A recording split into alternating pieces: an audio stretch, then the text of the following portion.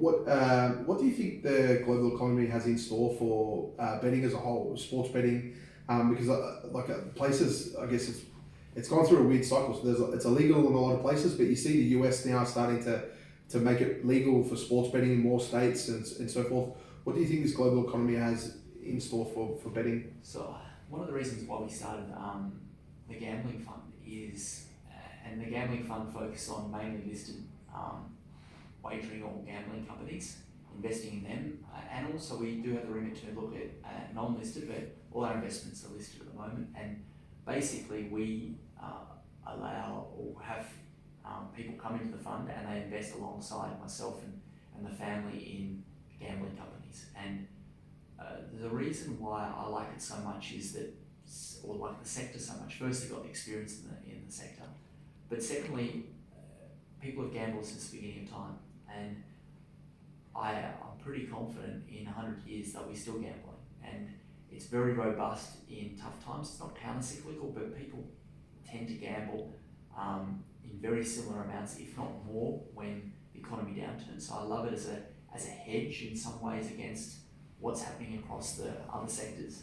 But I also love it in that not only is it robust, good cash flow normally these businesses, but we're seeing a very interesting time because you're seeing the opening up of, and I think this is a once in a lifetime, once in a generation period, the opening up of the US, which is, if not the largest, one of the two largest markets possible in the world. And so you're seeing that you've got businesses that we look at that are robust in tough times, or usually tend to be, but you've also got a massive growth opportunity in the US is opening up. So our fund really looks at, we're looking at three different areas, and the first one is we look at B2B businesses, business to business. We love this area because most of the investment banks don't cover those businesses. They cover the likes of Tabcorp or Stars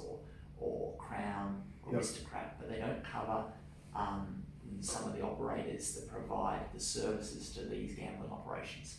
And we feel that we have a real expertise in that, having run William Hill and started up TomWaterhouse.com now a couple of times. I know many of those companies that we have to integrate with and that are integral to making our business work that the general population or the investment community doesn't know. So we focus on those areas. We've made an investment in a company called BetMakers, which is a very interesting company, supplies a lot of the fixed odds racing data to the wagering operators in Australia, the UK, and now got deals in the US. I think this is a very interesting company, and we love businesses that have got exposure to the US, and we feel it can win. So BetMakers as a B2B business got exposure to the US. But we love looking at B2C businesses that are focused and can win on a scale game in the US, because we think that Australia's a blueprint for how the US will roll out.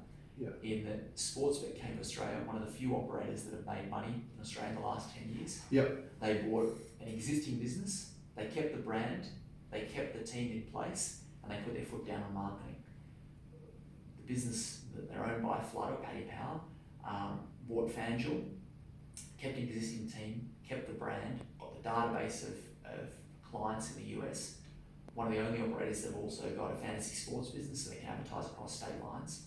And they're putting their foot down when it comes to marketing. They already have 50% plus, or circa 50% plus market share in New Jersey, and are winning. It seems to be winning the scale game. So we've made an investment in them, and then we're also looking and yet to really get significantly involved in the area. But another area that we really are starting to focus on is in esports. And the reason why we like this sector so much is that it displays a lot of the characteristics of gambling and gaming. So this and the propensity to purchase or spend more of your dollars inside the game is growing, and the amount of hours people are spending in this sector is significantly growing. It's basically only stream in the entertainment sector that's significantly growing. Like watching movie time is decreasing. Huge. Where this, people are spending countless hours watching this, and the way that they're monetizing and making it highly addictive to people Yeah. to spend time, but also spend money through those loot boxes is a very interesting space, and something that we're spending time looking at, understanding, trying to see where the opportunities are. Yeah.